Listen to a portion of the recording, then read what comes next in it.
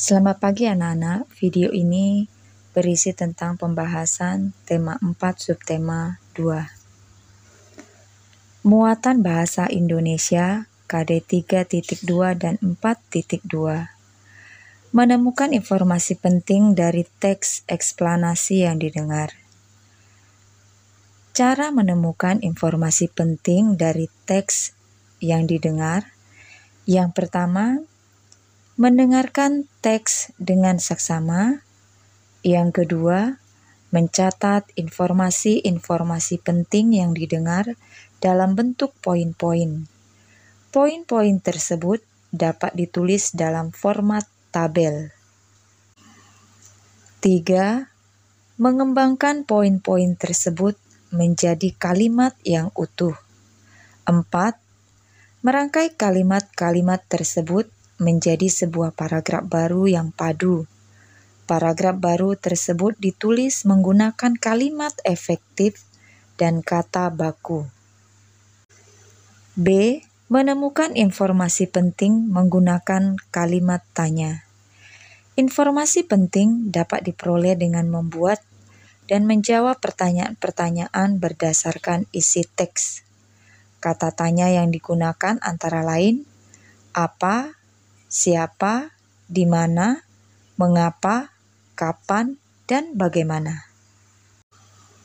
C. Menuliskan informasi penting dari teks eksplanasi menggunakan kata baku dan kalimat efektif. Kata baku, penulisan kata yang sesuai dengan pedoman umum ejaan bahasa Indonesia atau disingkat PUEB. Contohnya, kata tidak baku, kerjasama digabung. Yang bakunya kerja sama tidak digabung. Kata tidak baku resiko, kata bakunya risiko. Kata tidak baku modern, kata bakunya modern. Kalimat efektif. Kalimat efektif harus merupakan kalimat lengkap, minimal terdiri atas subjek dan predikat. Menggunakan kata baku, penulisan sesuai dengan PUEB, Pedoman Umum Ejaan Bahasa Indonesia, dan logis dan tidak bermakna ganda atau ambigu. Contohnya, contoh kalimat tidak efektif, berbagai produk-produk. Kalimat efektifnya, berbagai produk kerajinan. Kalimat tidak efektif, kerajinan Indonesia di. Kalimat efektifnya, Indonesia diekspor ke. Kalimat tidak efektif, ekspor ke Malaysia. Kalimat efektifnya, Malaysia. Muatan IPS KD 3.3 dan 4.3 menjelaskan kerjasama ASEAN di bidang politik. Masyarakat politik, keamanan ASEAN merupakan pilar kerjasama ASEAN dalam bidang politik. Tujuannya adalah untuk menjaga keamanan, ketertiban, dan stabilitas di Asia Tenggara. Contoh kerjasama ASEAN di bidang politik. Yang pertama, Deklarasi Kawasan Damai, Bebas dan Netral atau disingkat ZORFAN. Menciptakan Asia Tenggara yang damai, bebas, dan netral. 2. Traktat Persahabatan dan Kerjasama atau TAC, mewujudkan stabilitas politik dan keamanan di Asia Tenggara. 3. Zona Bebas Senjata Nuklir Asia Tenggara, melarang penggunaan senjata nuklir di Asia Tenggara dan mencegah pencemaran lingkungan akibat limbah nuklir. 4. Perjanjian ekstradisi, memulangkan pelaku kejahatan ke negara asalnya. 5. Lembaga Perdamaian dan Rekonsiliasi, membantu penyelesaian konflik di Asia Tenggara secara damai.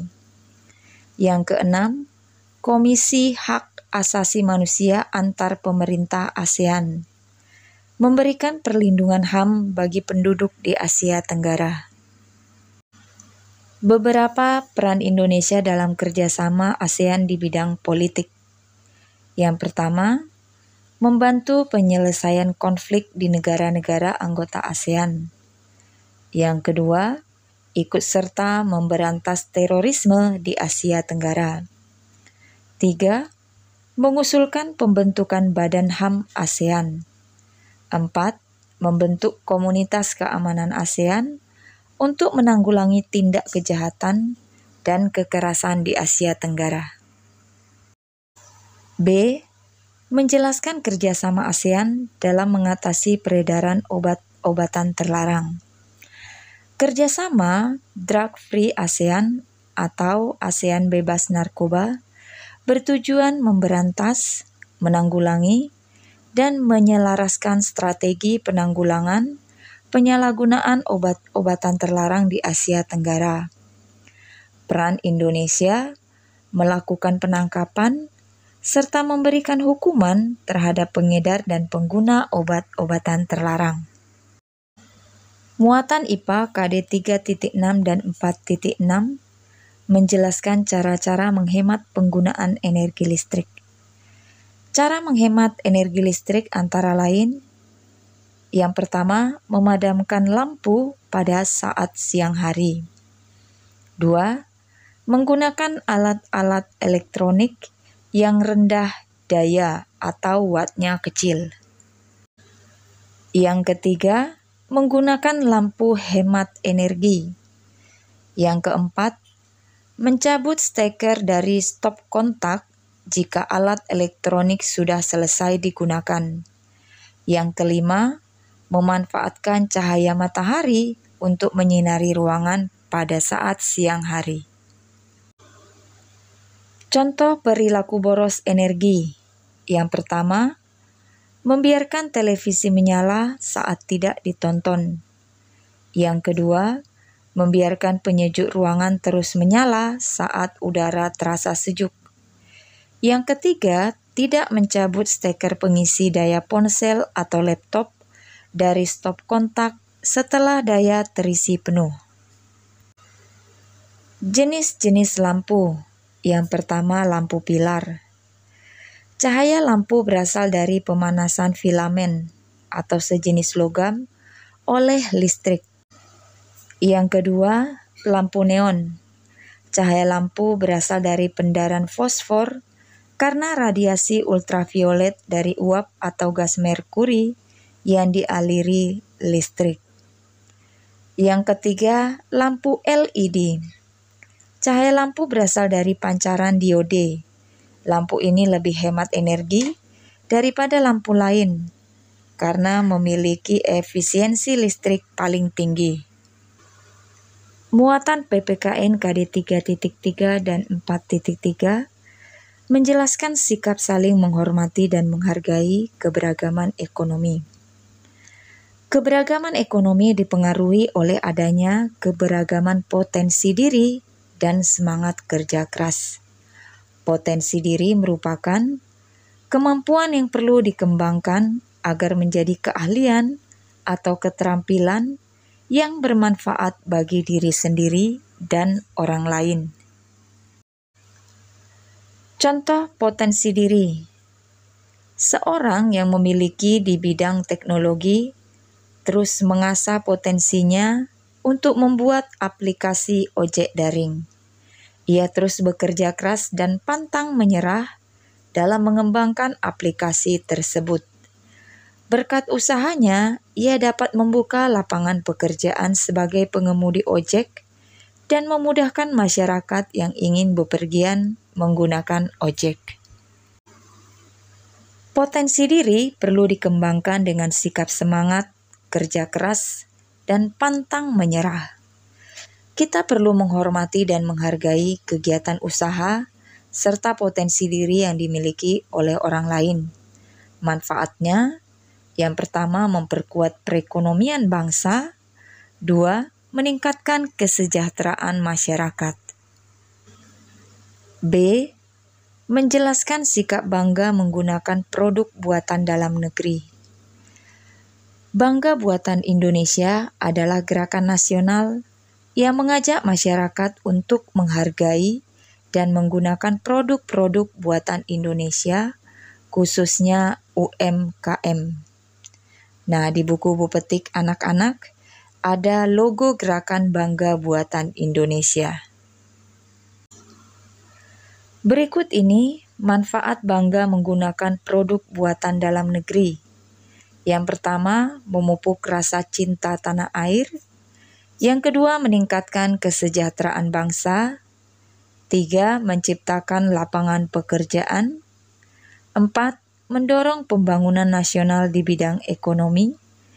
5, ikut memperkenalkan produk buatan dalam negeri ke dunia. Muatan SBDP KD 3.1 dan 4.1 membuat poster yang baik. Jenis-jenis poster berdasarkan tujuan pembuatannya. Yang pertama, poster niaga untuk mempromosikan suatu barang atau jasa. Yang kedua, poster pendidikan untuk menyampaikan pesan tentang pendidikan. Yang ketiga, poster kegiatan untuk menyampaikan informasi tentang suatu kegiatan.